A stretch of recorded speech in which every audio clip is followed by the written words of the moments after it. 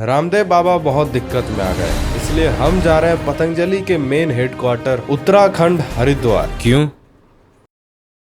नाना है तुम्हारे?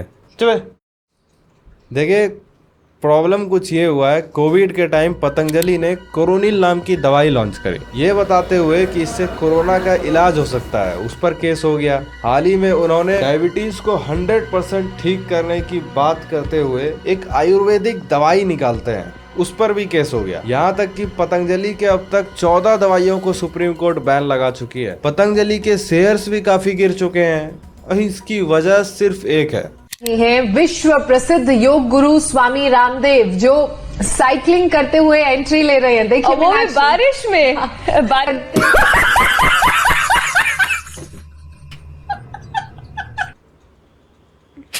तो आज हम बाबा के इसी कॉन्फिडेंस के सोर्स को जानने की कोशिश करेंगे कि उन्हें आयुर्वेद पर इतना भरोसा कैसे है, और इस वीडियो के पार्ट 2 में जानेंगे कि आखिर ऐसा क्या करती है पतंजलि।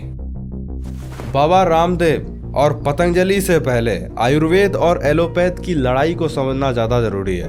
देखिए, आयुर्वेद हिंदू माइथोलॉजी के अनुसार धवंतरी, जो कि विष्णु भगवान के अवतार थे, उन्होंने ही पृथ्वी पर ऋषि मुनियों को आयुर्वेद की नॉलेज दी थी। चरक संहिता, जो कि एक आयुर्वेद की सबसे पुरानी ग्रंथ है, इसकी डेटिंग 1200 BC बताई जाती है। इसी से प्रूफ होता है कि आयुर्वेद पृथ्वी का सबसे पुराना मेडिकल साइंस है। इसमें कोई डाउट नहीं कि पहले आयुर्वेद में ब्रेन सर्जरी तक पॉसिबल था। भोज प्रबंध नाम के किताब में ब्रेन सर्जरी का पूरा प्रोसीजर लिखा हुआ है, जिसे प्रैक्टिकली राजा भोज के ब्रेन ट्यूमर को निकालने के बाद ही लिखा गया था।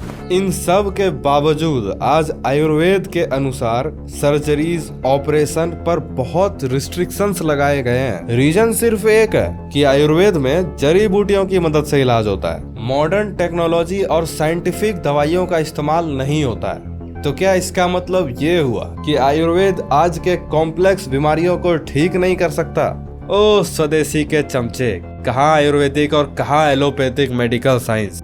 माइक्रोस्कोपिक लेवल पर सेल और टिश्यू की सर्जरी होती है। यहाँ CT स्कैन जैसे एडवांस टेक्नोलॉजी के मदद से छोटा से छोटा दिक्कत का पता लगाया जाता है और उसको ठीक किया जाता है। गिलोई, आंवला और एलोवेरा के भरोसे बैठे हैं।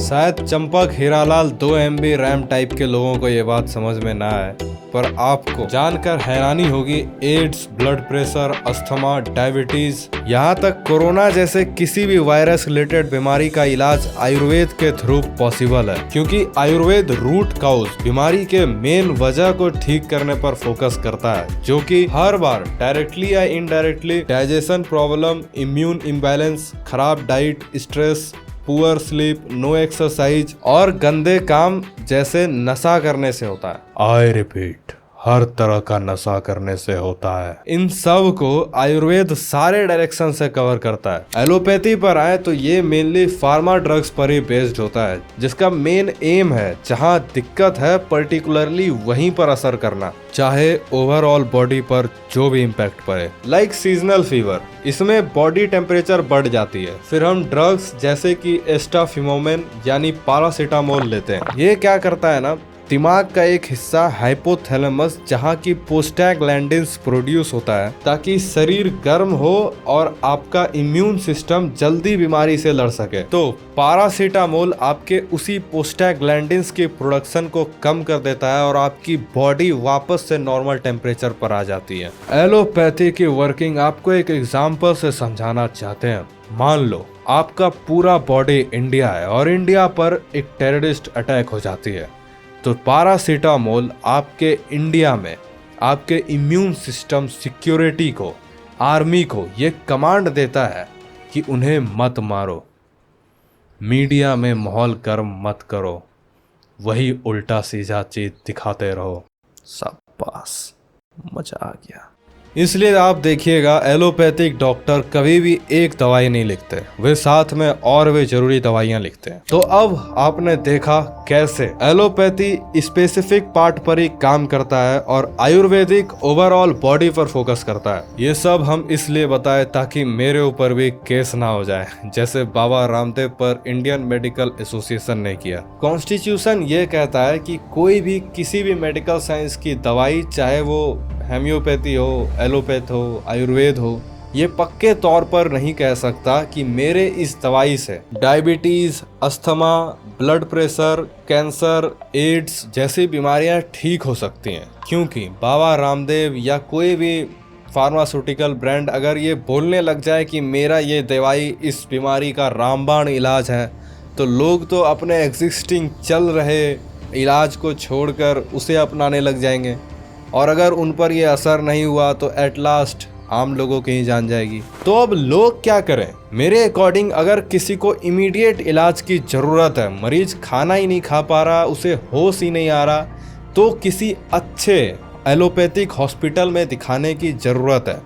अगर उसकी हालत इससे थोड़ी ठीक है तो आप इंडिपेंडेंट होकर चॉइस कर सकते हैं और आयुर्वेद को अपने बीमारी के इलाज का एक मेन हिस्सा बना सकते हैं।